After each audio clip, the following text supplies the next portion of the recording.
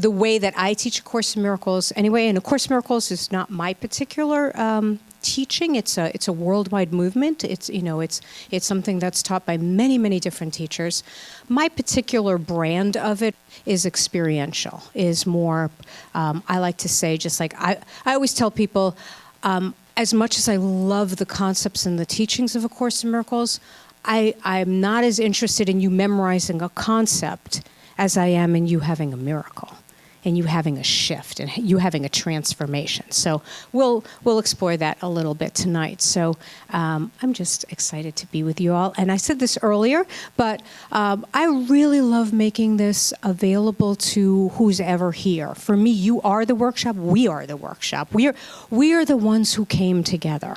Right? There's no accident in that, right? There's no, that there's probably a lot of people who meant to be here or wanted to be here. Maybe some of you didn't even know you were going to be here until 2 minutes ago, and it's like, it's a nice day, fine, I'll drive. But we are the ones who gathered together. I'm going to ask us to hold that energy together, that something miraculous wants to happen because of you, because of me, because of us together. And the more that we open our minds and our willingness, something might happen that way, right? So, and if nothing else, what I want more than anything else is to create what I'll call a safe and sacred space. And that goes for people at home too. And what that means is, and it's easy to say, harder to do, we're going to spend the time not judging. We're going to spend the time as much as we can not judging ourselves, right? Like not having that automatic judgment of ourselves, of what's possible, what isn't possible. Also, ideally, not judgment of others as well, right? Because when we have a judgmental thought in our minds, it interrupts the frequency of inspired thought. It interrupts the possibility of imagination, of connection to something else. So I'm going to put some music on in a little bit. We're going to do like a little mini meditation to kind of just get here, set the space. There's nothing formal to it. I'm going to read you something really quick first. This is from one of my books, A Year Without Fear, which is a daily reader. And I'm reading actually from January 3rd, just to set us up for the meditation. And it says, astonish yourself in this lifetime. Discover your own faculties. You did not come here to settle on the sidelines and watch others live their dreams. When did you stop believing you could have what you wanted? Why did you stop believing? Burn this story. Begin again. You are anointed. You are not alone. Give the universe another chance to give you your chance. Today, I begin again. I am willing to give myself another chance to have what I want. Can you imagine if you gave yourself another chance and another chance and another chance? Because what happens for most of us is we do something, it doesn't quite work out, and then we kind of shut down, right? And then we shut down and we see life that way. And this path, a miraculous life, is the path of staying open and staying present and staying available to instincts, to that higher voice, to that higher love, to not shut our minds down, right? And so that's a practice. So we're going to play with that. So I'm going to open that up that, in creating the life you love, right? Like, what is it you really want? What is it, even if you think it's impossible, right? And or even if it's very small, like, hey, I just want to get through today, or I just want a little bit of peace of mind because my mother's visiting, or whatever it is, right? Of that we're just being really honest about what we want, and we're opening our minds that way. So I'm going to put some music on, and your job is to breathe. And our focus in this is just kind of opening that space again, beginning again.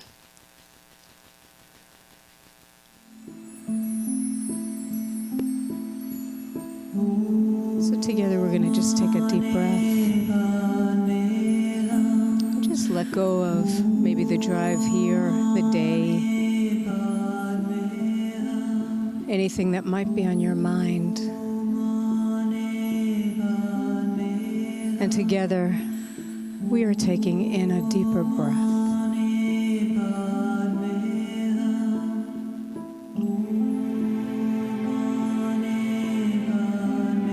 The call is coming in.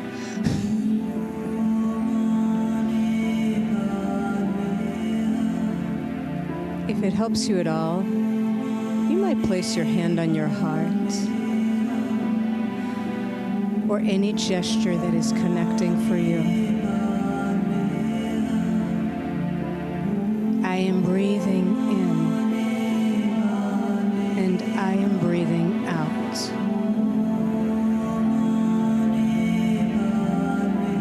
I am breathing in and I am breathing out. Just know that there is nothing you need to do, and there's no particular way you need to be.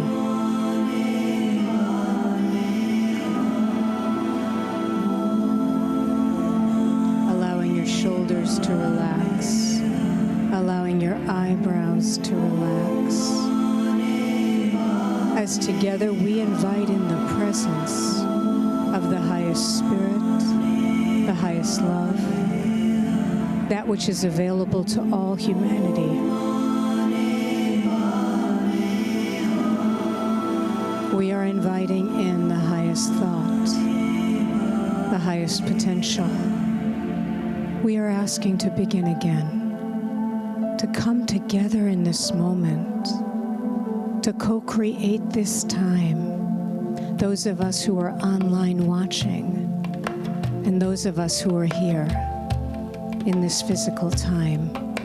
Minds are joined, hearts are joined.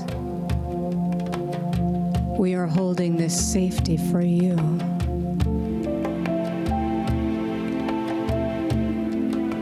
Perhaps you will begin to remind yourself, I am safe, I am whole, I am guided,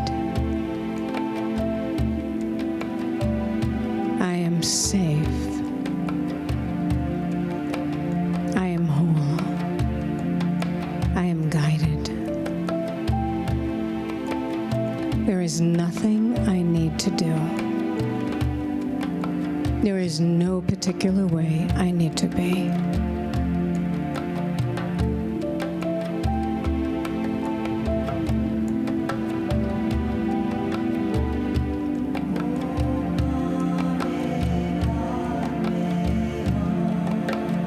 Breathing in, breathing out. Perhaps reminding yourself, I am willing to begin in this moment. I am willing to open to the life I truly want, even if I don't know what it is, even if I don't yet believe I can have it. I am willing to open my mind. I am willing to open my heart to myself, to this life. I am willing to become available. I am breathing in. I am breathing out. Just letting yourself be here and seeing if there is anything at all that your heart wants you to know in this moment.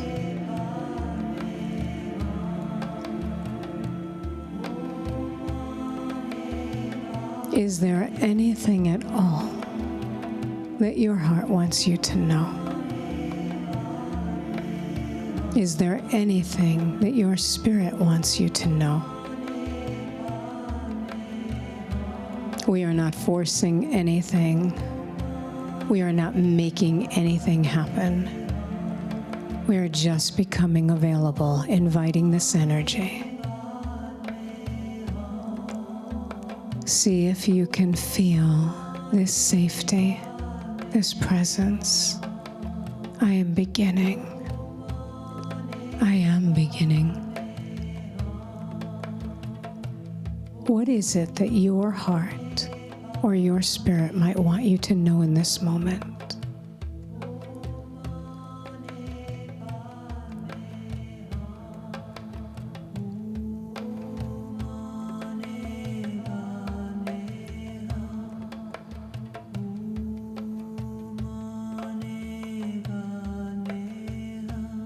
And then when it feels right to you and in your own time, just for one moment more, sending a thought of acceptance and well-being, love, strength, peace to everyone here and everyone listening. Together, we are asking to co-create this space and open up to the miraculous. And when it feels right and in your own time, just begin to allow your mind to begin to return.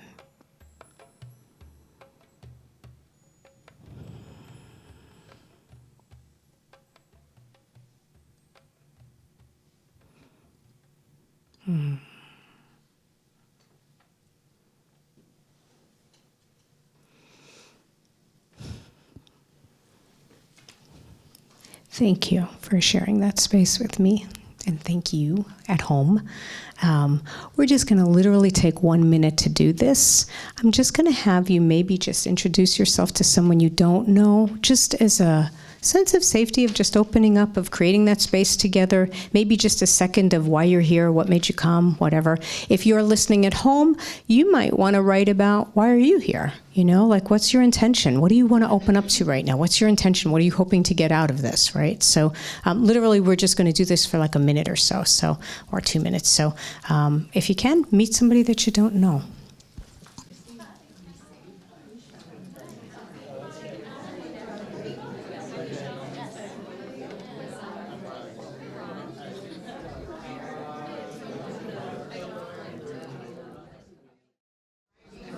Okay, we're going to gather back. We're just doing this super quick. Isn't it cool to meet other people, just to connect? It just changes the energy, right? It just changes the energy to connect. So, yay. Thank you. All righty. So there's a Mary Oliver quote that I have always loved. And she said, all my life, I wanted to be a bride married to amazement. Isn't that gorgeous, right? I think there are a lot of brides and grooms out there that are married to exhaustion, that are married to neurosis, that are married to frustration, right? But a lot of us are not married to amazement, right? And that's my hunger as well, is to really open up to something that is alive within us, because we've all had that experience where you're disconnected and then you're connected, right? And then it's like it's a whole different world. It's a whole different ballgame. And really what A Course in Miracles is, it's that shift. It's that consistent shift of learning how to be in that disconnected place and then to opening up to the part of you that is connected and alive and centered and calm and then open to other possibilities. It really is a shift in identity. Right, so we'll talk a little bit more about that. I was going to read you something else really quickly here. I will say that one of the things the Course in Miracles talks about, and that we're going to focus on tonight, if you get nothing else out of tonight, is that it's all about undoing the blocks to the awareness of love's presence. It's undoing the blocks to the awareness of love's presence. And what that means is there's already a miracle in you. There's already a shift in you. There's already a plan within you, ideas within you, genius within you. You know, I'm a coach for a living. I never know what people should do. I have no idea what they should do. Everybody's like, you know, I mean, everybody pays you a lot of money and thinks you know what they're doing. And it's like, I don't know what they should do, but I do know that they know what they should do. And I'm really, really good at listening and discovering that, right? And so, and after doing that with so many people, it's really convinced me how powerful we all are, how much we really can do in this lifetime when we listen to ourselves. But we've learned to be practical. We've learned to be realistic. We've learned to listen to other people. Right? And so I'm going to ask you, if only for this hour or an hour and a half or whatever we're meeting for, can we unlearn that a little bit? Can we undo the blocks to the awareness of love's presence? Then we'll be talking about those blocks, and blocks are certain beliefs we have that are in the way. that we just assume are reality, that we just don't even question, right? And so I'm going to read you, this is my brand new book, Learning to Trust Yourself. And this is my first speaking thing on this book. Yeah, so thank you for holding this with me. Thank you. You will be forever in my heart and soul. Anyway, but I wanted to read this to you because my life lesson has been learning to trust myself. And when I say learning to trust myself, it means my inner voice, but it's also trusting my life. And it's trusting this God, this universe, this spirit, this energy, this cosmos, whatever you want to call it, right? Of like, what if we were listening to that instead of our smaller selves, right? So I'm going to read you the intro of it just because it's relevant to what we're talking about tonight. And I will do that. So this part is called Why Trusting Yourself is the Meaning of Your Life.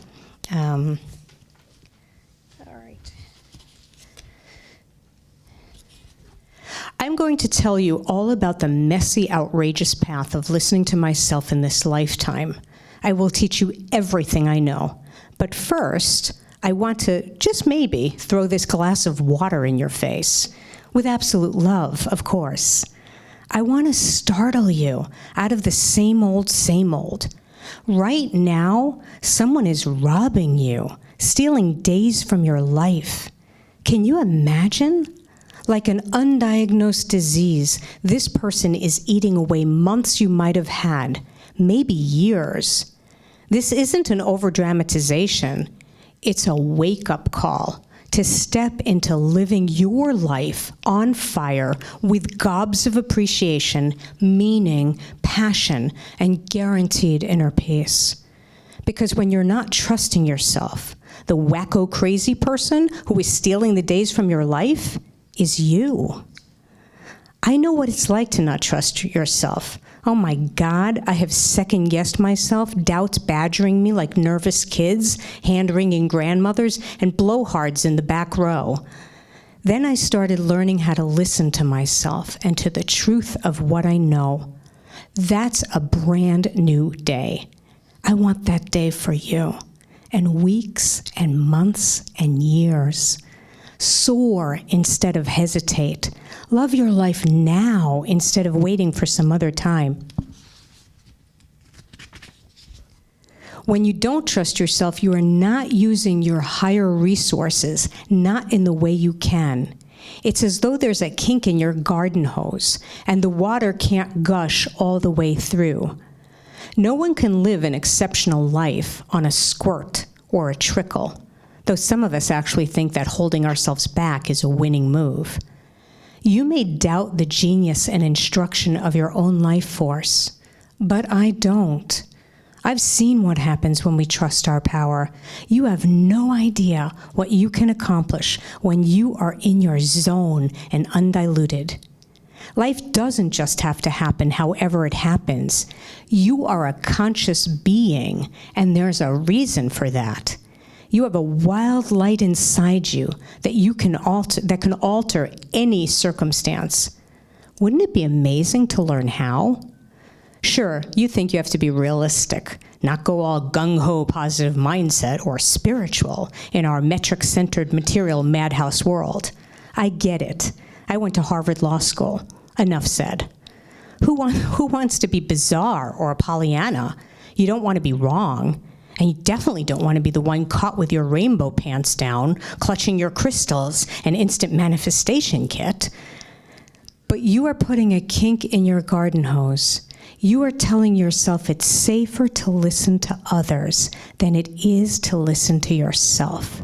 You are voting to trust the masses instead of your instincts, your knowing heart, your yabba-dabba-doo divine intelligence, or whatever you call a revelation of bulletproof information. Maybe you waver, trust your connection to brave intuitive forces only some of the time. You tell yourself you are being responsible, preventing disappointments. Yet in the name of intelligence, you are blunting your highest intelligence, because a part of you senses there is another way. There is your path. This is the way that life is meant to work for you. Here's what not trusting yourself and telling yourself to be realistic can mean. You are unconsciously training your eyes and ears to look for a more limited identity than the infinite energy within you. You are acclimating to an image of yourself as helpless or held back by how things work. You are feeding this image. You are creating that world over and over. Still, it doesn't feel right. A diluted life is not a life you love. Things may feel familiar, but they don't feel right. There is a hunger to be whole or to not deny your instincts, but to become the person you dream of being. You know there is more for you, more to you, and more for you. You know it. Even when you try to ignore it, the tug of yearning will not go away. It's always there. This isn't a delusion or some fairy tale. It's a knowing. This is the voice of inner guidance. You crave the feeling of being the real you. It's your birthright, your blueprint, your inner salsa, your code. Your life purpose, I'll end here. Your life purpose is to listen to your inner voice, but to listen to the voice of love inside yourself instead of the voice of fear.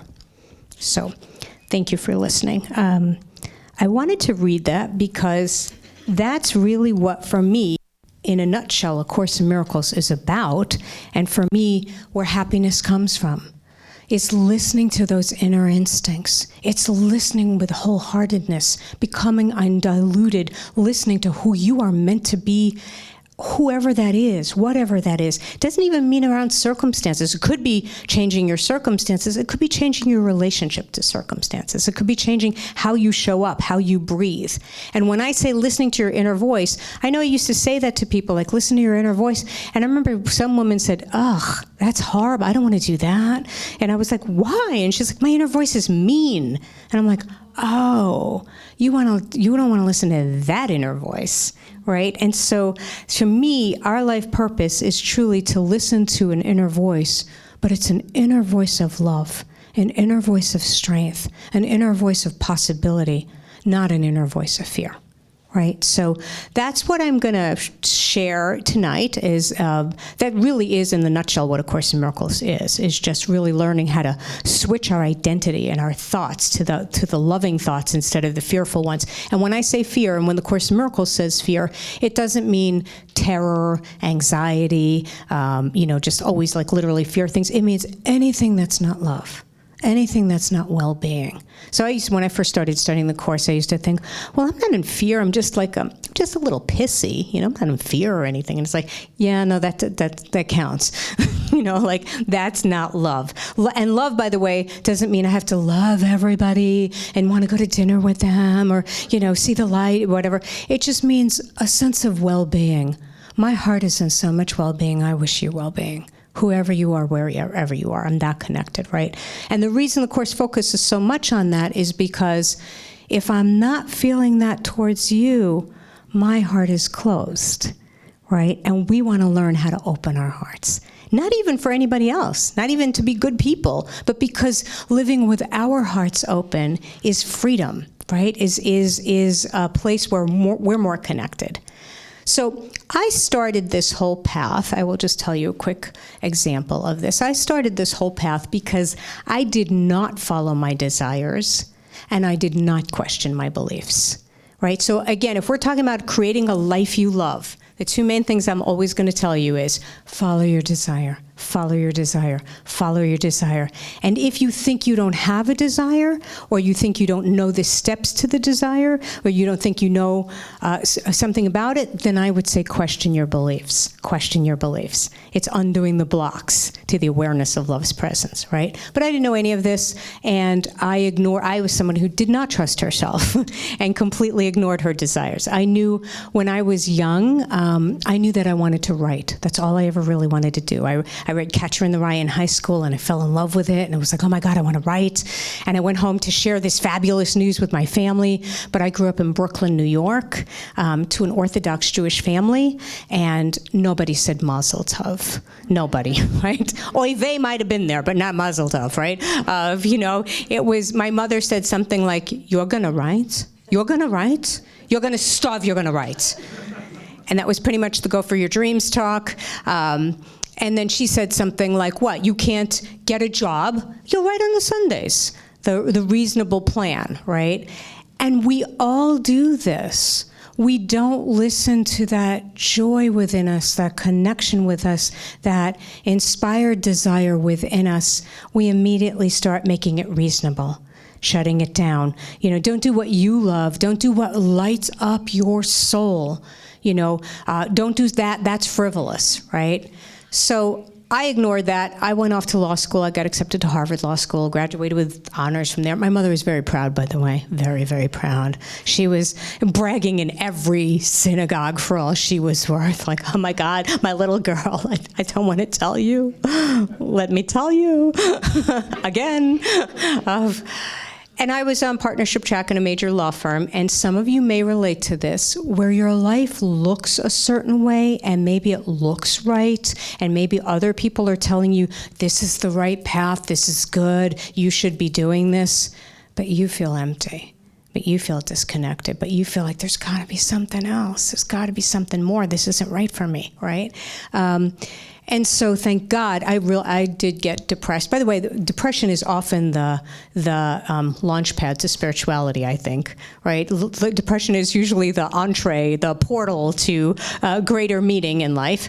And so I was really feeling like, wow, there's something wrong with me. I have everything you're supposed to have. I'm miserable. Something's wrong with me. And then, thank God, a friend said, think about it. If you've been this successful doing something you don't even love, what could you do with what you love? And that made sense to me. Like, I just wanted to know. It's always funny. Everybody always writes down the things I didn't say. Somebody else said to me. Everybody's always like writing that. That's a good line. Teasing.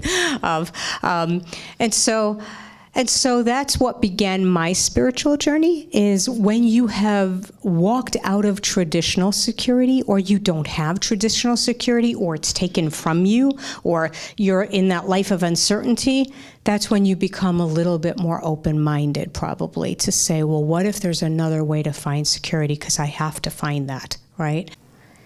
I started studying A Course in Miracles by trickery, because I had a boyfriend at the time that said, I think you're going to like this stuff, and A Course in Miracles is a book. If you don't know, it's a book. It's not a cult. It's not a religion. It's a book that is embraces every path. Any path will take you home, it says, because your belief will take you home.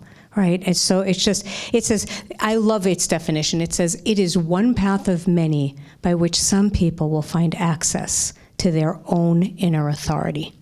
Right? And so that's what it's for, right? So anyways, he introduces me to the book. I, of course, in my open-minded brilliance, say, get that crap away from me. I'm not going to read that. And so he starts teaching it to me without telling me what it is. So he starts teaching me different concepts, and I'm like, oh my God, that's amazing. That's incredible. And he's like, yeah, it's in that blue book you won't look at.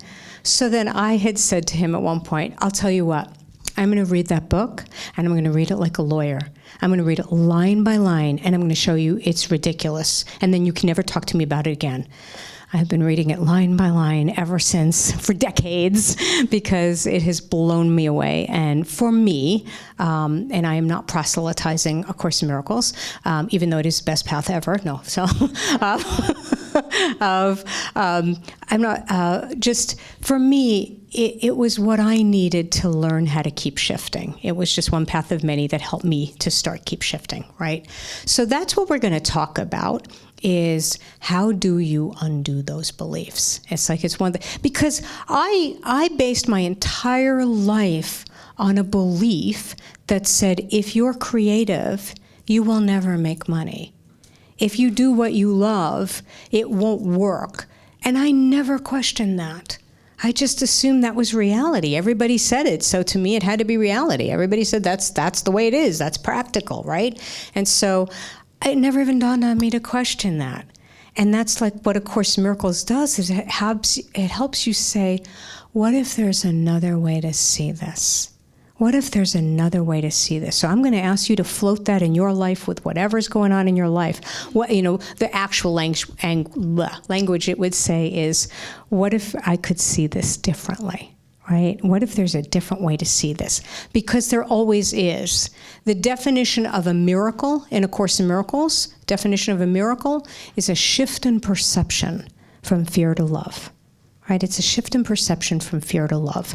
And what that means is the very thing I'm struggling with, the very person I'm struggling with, the very thing I'm struggling with inside myself, I'm seeing it one way, and it's causing me a lot of pain and a lot of anguish. And even if other people agree with me that this is reality, I want to own my power.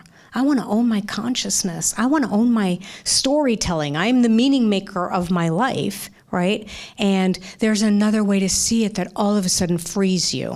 And it's not positive thinking, and it's not just stuffing an affirmation over something. I'm not saying anything wrong with that, but that's not what it is. It really is a miracle. It really is a completely different way of seeing it. That is true for you, right? So again, and this is not new to, this is probably not new to many of you. You probably have heard these thoughts in different traditions in different ways, or a therapist told you this, or a healer, or whatever, right?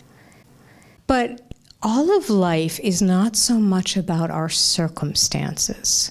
It's about the interpretation of our circumstances, right? We waste all our time fighting with circumstances, right? Just fighting with them.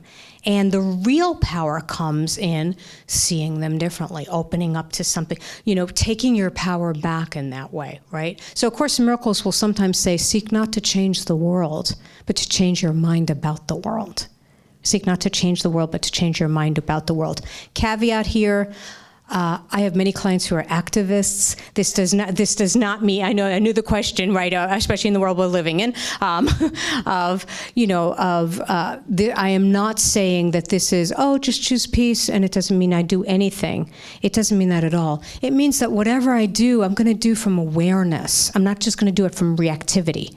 Right? Because I'm part of the problem, let's face it. I mean, we can't even get along with the people we marry, right? So who are we to be, decide what should be okay in the world until we're peaceful, a little bit more peaceful within, right? So we're going to talk a little bit about seeing things differently and about the interpretations we give them. So there's a lesson in A Course in Miracles, it's lesson number 2 in the workbook, and it says, I have given everything all the meaning it has for me. I have given everything all the meaning it has for me. Right? You all know this. You go to a garage sale and you're thinking, oh my God, that's incredible. That's a blue ceramic, God knows what from, and somebody else is thinking it's a piece of trash, right? Or it's like, oh my God, that reminds me of my sister. That's so sweet. Somebody else is going, oh my God, that reminds me of my sister. I'd never pick that up, right? So it's all the meaning we give it, right? So I'm going to give you a personal example of how this worked for me at one point in my life that was very, very pivotal. And I think it will show you some of the concepts from the Course. So I'm going to tell you a little bit about how Paul is my partner over there. And it was when I met him. And I met him at a conference, and we met, it was a spiritual conference, and if you're a woman, oh my God, there's a spiritual guy. Oh my God, head for him now. Oh my God, he didn't stand a chance. So anyway, I met him, and we're talking, we're having a nice conversation, whatever, and we're taking a long walk, and I'm just jabbering away to him and talking, and my first thought, and he's being really quiet, he's being kind of quiet, because he's a quiet guy, and my first thought was, ooh, he's a good listener. This could work. This is nice, right? So we're walking along, and I'm continuing to talk, and he's not saying anything. And then fear comes in, right? Then a fear thought comes in, and I think, what if he's bored? What if he's bored to tears? What if he's planning his escape? What if he's thinking, who the hell is this woman that's monopolizing everything? So then I go into this fear, right? And then once you hit one fear, every fear comes back. Every person who's ever said anything negative you starts coming back. So now I start recalling old boyfriends, like that said, you're so intense, and blah, blah, blah. And so I'm arguing with old boyfriends in my head, just walking along with him. And then what happens when you're in fear or you feel attacked by somebody, real or not real, you start attacking back, right? So I'm feeling attacked because he has said, that oh, she's, I got to get away from this woman. And I'm thinking, I don't need this kind of abuse. I just don't need this. At this point in my life, I just don't need this kind of abuse. All he's done is be quiet. The man has literally not said a word, right? But I'm going through this whole thing, right? And we all do this because we are putting interpretations on everything. All he's done is be quiet. We're putting 50 million interpretations. Thank God I had the presence of mind. We were at a conference and we just learned about communication or whatever. And so I had the presence of mind to stop and to say to him, hey, I noticed you've been kind of quiet. I'm just curious, is anything going on for you or coming up for you or whatever? And he was this real sweetheart, and he said, well, if I'm being honest, I'm a little nervous. I'm kind of nervous. I mean, you're beautiful and you're intelligent, and I'm a little nervous. And I'm like, oh, what a superior individual. Oh, my God, they don't make them like that. Right? True story.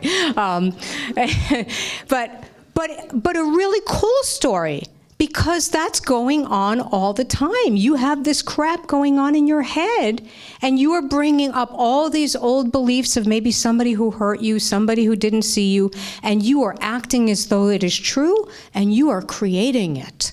I could have ended up not even having this relationship, right? By not even being open to something else because I was so convinced, right? So it's such a great example of interpretations. So I'm going to ask you to be starting to notice, wow, where am I making interpretations or holding beliefs? So I'm curious, do you have any beliefs that you would like to shift? Just a persistent belief that keeps coming back, or a persistent story, or... She was just saying, I very much relate to this, of just, she's getting older, she's turning, so you turned 70 turned 70, and just being more conscious of it, and starting to be conscious of other people who are older and what they look like, and then also being conscious of, am I coming across as older, is my attitudes older? Also just feeling like she doesn't want to be limited because of being older, she wants adventure, she doesn't want to have limitations, and yet also being aware of certain limitations and starting to advocate for yourself of, if I don't hear as well, letting people know. So that's huge, right? There's a lot of, with a lot of situations, there's more than one belief that's maybe dogging us, right?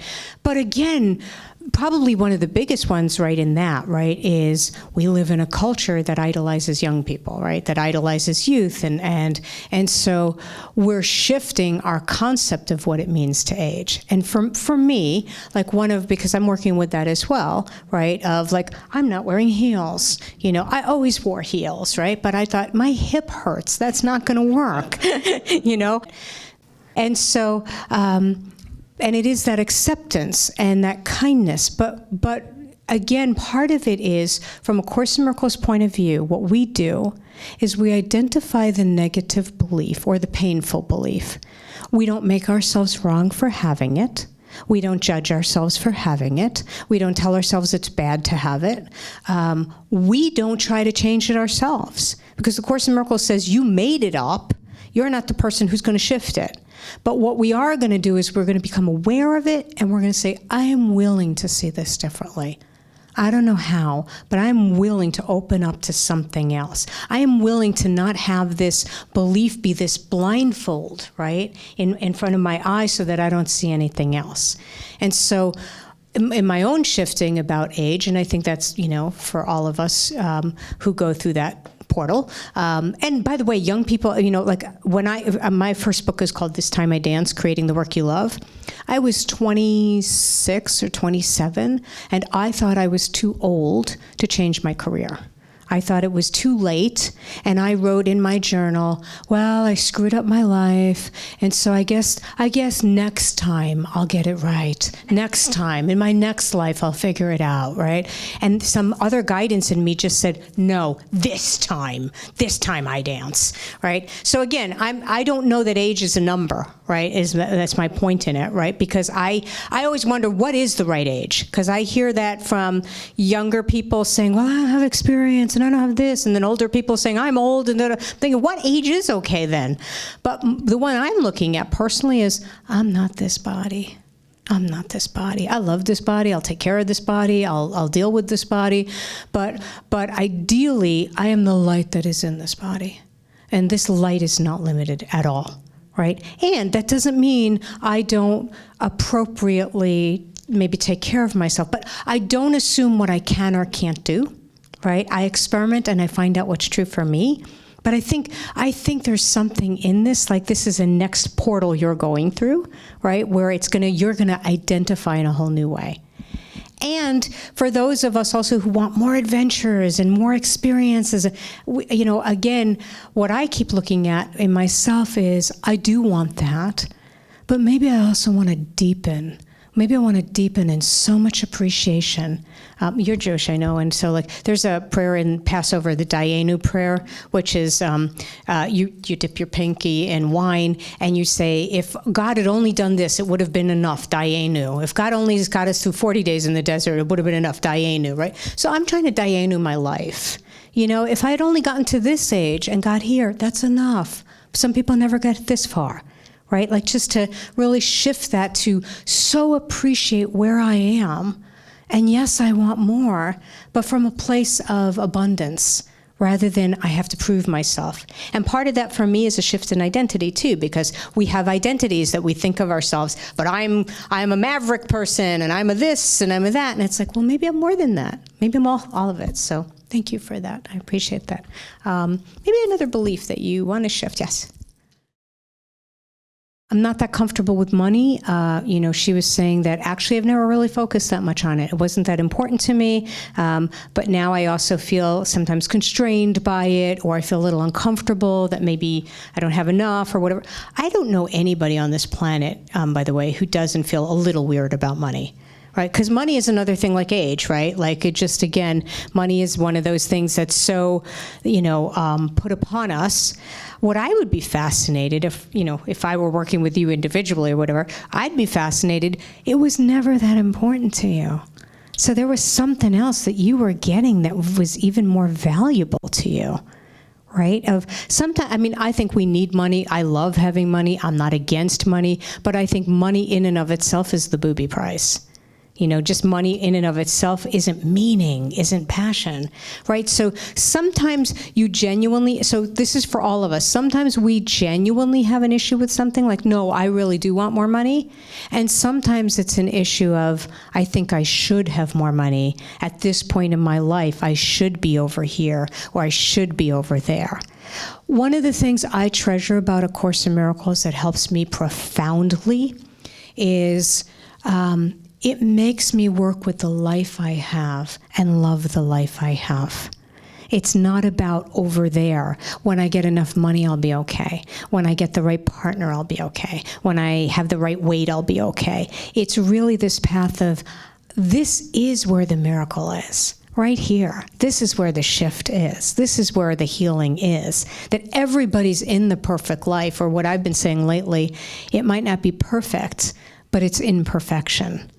Right? It's so again, we live in a ambitious, achievement-oriented culture that if you have a gazillion dollars, that's not enough either. I taught at Canyon Ranch one time, which is like a 5-star spa, blah, blah, blah, right? Which, to me was pretty shishi, right? Come to find out that that's not enough. They have the elite part of Canyon Ranch, right? Like even if you got that, now you should get the elite part, It's like in our culture, there's always going to be something else and something more. But the spiritual life, the inspired life is realizing it's here. It's now. You can't take this from me. One of my favorite sayings, it's a friend of mine taught it to me years ago. He's Cuban, and I don't know how to say it in Cuban, but it basically translated to, you can't take from me the dances that I've danced. You can't take from me the dances that I've danced, right? And so it's like, I would want to go and look at your life, at all the reasons you weren't choosing money in a good way.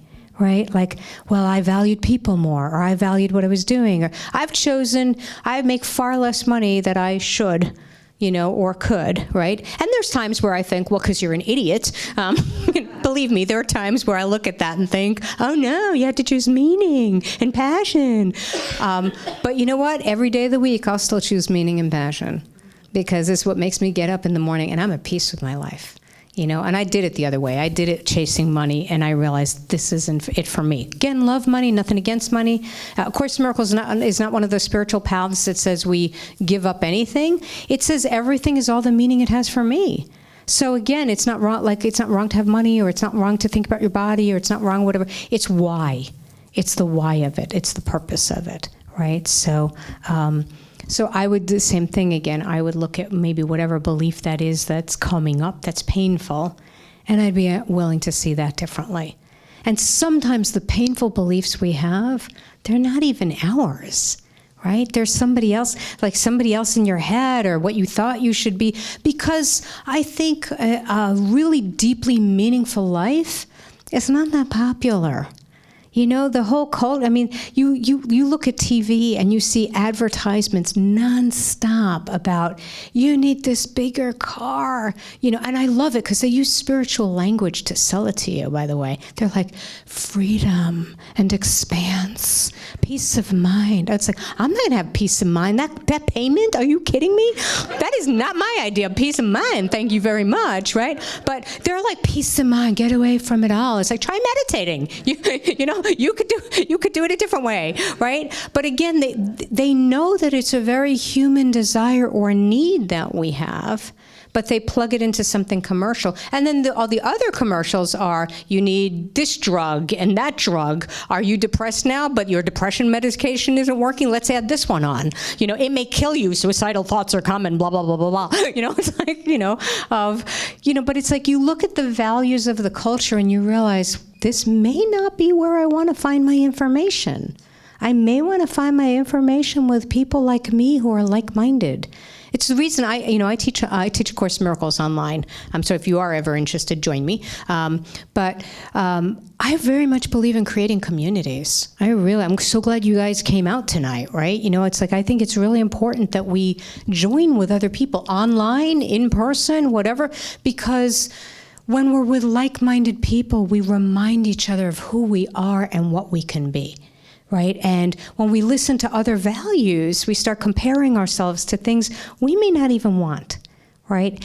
And even if we, quote, made a mistake, right? Like when I wrote Learning to Trust Yourself, I decided I was going to undo every block in me, that every place I didn't trust myself, like all the things. So like for me, it was self-comparison, and it was self-doubt, and it was feeling helpless, and it was feeling like I'd made mistakes, right? And so I started to look at every single thing, to really look at that and to take back the power. And one of the things I saw was like times you made mistakes in life, right? It's like, what if they weren't really mistakes? What if you're just telling yourself that over and over? Again, what if you are who you are because of the mistake, and you're not the mistake, right? But one of the things the Course in Miracles teaches us, it's about choosing again.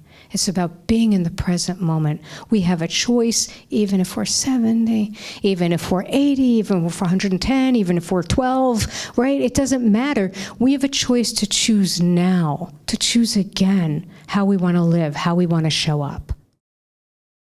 This beautiful, beautiful young woman was talking about having body dysmorphia and looking in the mirror and being in pain and struggling with that, and then saying that there's a saying by David White that really helps her that says, what is sacred inside us doesn't care to be known by the mind that diminishes its presence. Whew. That's beautiful. That's beautiful. And what if you're going through this journey because you're going to heal. And not only you're going to heal everybody else around you. Because I deeply believe that Course in Miracles says, when I am healed, I am not healed alone. When I am healed, I'm not healed alone. When I heal my mind, it just spread. You just healed a lot of us, right? Just because of your honesty and because what you're going through.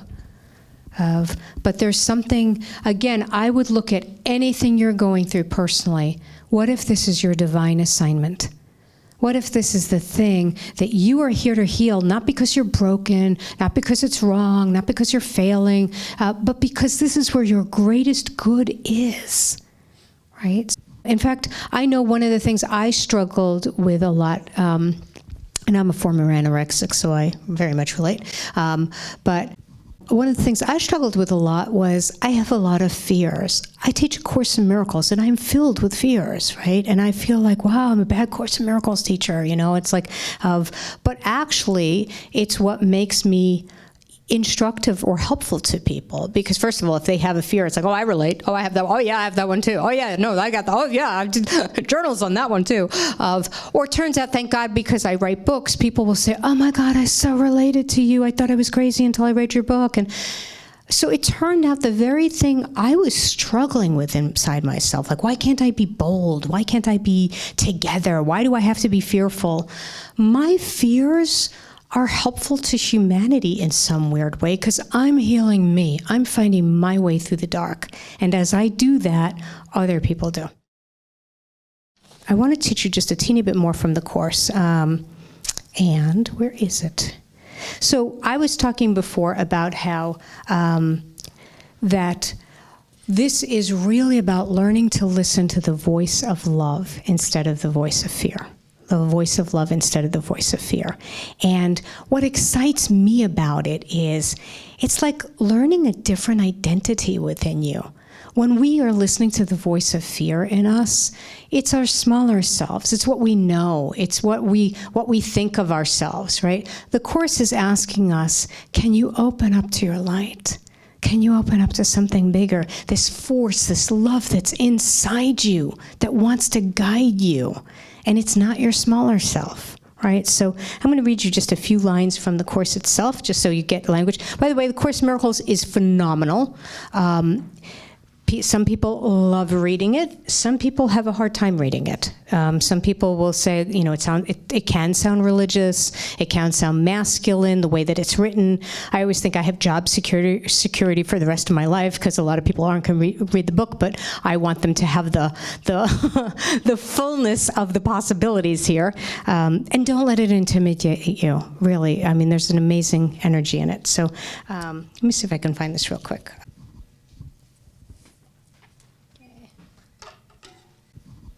Course in Miracles uses the word Holy Spirit as as kind of the energy. It does not say, it can sound Christian. I'm Jewish, and so when I first came to the material, it was like, whoa, I don't know about this, But again, it will say it's language, and it's basically will say that the words aren't as important as the energy of it is. So for you, if any particular word isn't appropriate for you, like God or Spirit, Holy Spirit, or whatever, shift it to what is. It doesn't matter. Don't miss the energy or don't miss the experience, right? So I'm reading this part. I love this part. If you choose to read this, I choose The Foundation for Inner Peace is the book that I'm reading from. And I'm reading from page 78 if you decide to look at it later. And it's talking about the voice that's inside you, the genius that's inside you. It says, the power of our joint motivation is beyond belief, but not beyond accomplishment. What we can accomplish together has no limits, because the call for God is the call to the unlimited. Child of God, my message is for you to hear and give away as you answer the Holy Spirit within you. Can you imagine if you really believed that, God forbid, the desire you were hearing, the thing you wanted to do in life, wasn't just frivolous, but maybe you were being asked to do this? Maybe you were asked to say, I will be that person. When I first started, I really wanted to be a writer with all my heart. That's all I wanted to do. But I just thought, oh my God, it's going to be hard, and I don't know how to do it. And what if you don't get published or whatever? And this gave me faith. This gave me faith, like, why of 8 million things, this is the thing that just won't let me alone. I want to do this. Maybe I'm meant to do this. And so far that has been true. Every door has opened. That doesn't mean I didn't have to stay with it, but every single door has opened. You have miraculous powers within you, but they hide within your desires. They hide within your dreams. They hide and your real desires, not what you're supposed to want. Right? Or not even what you always wanted and you think that's who you are. Because maybe right now you want something else. Maybe right now you want peace, right? So I'm going to read you one other thing from the Course. Yes. And again, it's talking about any spirituality probably, but it says, you cannot see your strengths, but you gain confidence in their existence as they enable you to act. And the results of your actions you can see. The Holy Spirit is invisible, but you can see the results of his presence, and through them you will learn that he is there. What he enables you to do is clearly not of this world, for miracles violate every law of reality as the world judges it. Every law of time and space, of magnitude and mass is transcended, for what the Holy Spirit enables you to do is clearly beyond all of them. Perceiving his results, you will understand where he must be and finally know what he is. You cannot see the Holy Spirit, but you can see his manifestations. And unless you do, you will not realize he is there. So I think that is profound. And I think it's one of the reasons that many people don't feel a connection to spirit or to love is because they deny themselves what they really want or what they want to do or their ideas, then they don't have the power come through them, right? I've never yet been guaranteed I'd get what I wanted before I did it, but in doing it, that energy or strength transformed me. Right? And so that's what this work is. It's this incredible transformation of mind and spirit to begin to listen to instincts that are in you and only in you. So I'm going to just ask you, like tonight, whatever, think about, wow, if I were really starting a path like this, what do I want? What do I really want from my life right now? And I didn't even have to know. I might even ask my spirit what I want, right? But I'm going to undo every block that's in the way, right? I'm going to look at that. We're living in a world that I think now needs us more than ever, ever, ever, ever, right? And it's harder to do that, right? Well, the stakes are higher, and it's harder sometimes to be a loving presence when it seems like, oh my God, there's so much drama going on. But to me, I think we're the answers. I honestly believe we came for these times. Part of me thinks I want to see that contract of, but I do. I believe we came for these times. I believe we are the answer. And I know that sometimes I'm really scared by the world, but when I'm in a room like this, I'm not. When I'm in a room with you and complete strangers who feel like complete family to me, I believe in humanity. I believe in who we are and what we can do. And no matter what happens in the world, you can choose to be that peace. You can choose to be that light for yourself and for people around you. My own healing has now helped thousands of human beings. Who knew? I was never trying to do that. That was never I just wanted to get through this life and be okay, right? But I see that possibility for all of us. We don't know what's possible. One of the coolest things I've ever heard, I had a gentleman take a retreat of mine, and he came up, it was a 5-day retreat, and he came up to me afterwards and he said, I really, really want to thank you. I want to thank you for my daughter. My daughter's going to have a great life. And I'm like, oh my God, was she here? Did I not see her? I'm so sorry. And he's like, oh, no. You don't understand. I'm a different father now. I'm a different presence. She's going to have a great life now. And it was just like, oh my God, that was so moving, right? Isn't that cool? It was just so moving. And that's how we do it. We pass it on.